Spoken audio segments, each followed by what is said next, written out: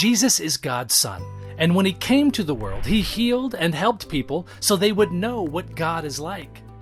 But Jesus' most important mission was to save the world from sin, all the wrong things that separate us from God. He would do this by dying on the cross. This is how it happened. He was betrayed by one of his disciples and arrested by religious leaders. They brought him to Pilate, who was a Roman government leader. When the religious leaders accused Jesus of many things, he didn't respond. He knew this was part of God's plan for him to die for our sins. When Pilate saw that Jesus hadn't done anything wrong, he wanted to release him. But the religious leaders got the crowd to shout out, "Crucify him!" So Pilate handed Jesus over to be killed on the cross. The soldiers took Jesus' clothes and put a purple robe on him. Then they made a crown of thorns, put it on his head, and put a staff in his hand. Then they fell on their knees in front of Jesus and said, "We honor you, King of the Jews." They were making fun of him. Then they spit on him and hit him. They made a man named Simon carry Jesus' cross as they led Jesus to a hill called Golgotha. Golgotha means place of the skull. That's where they crucified Jesus. While Jesus was on the cross, the soldiers sat down and watched him. They put a sign above his head that read, "This is Jesus, the King of the Jews." At noon, which is in the middle of the day, everything got really dark.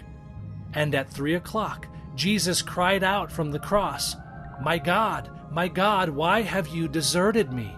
Jesus cried out again, and then he died. And at that exact moment, the curtain in the temple tore from top to bottom, and there was a big earthquake. Dead people even came back to life.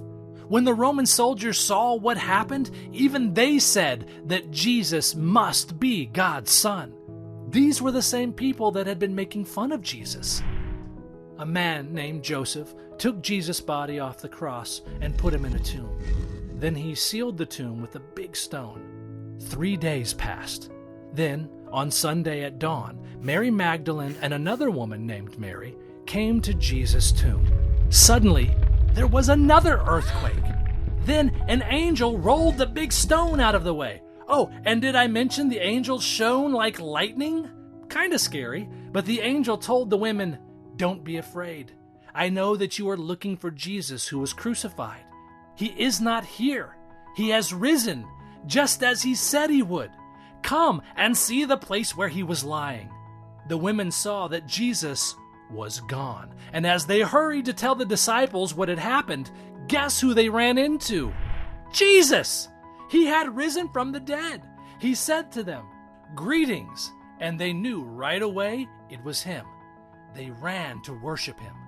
He died on the cross, which is really sad, but he did it to save us from sin, which is really happy news for us. Then, by rising from the dead, Jesus proved that he is king and he has power over death. We can celebrate and worship him because Jesus is risen.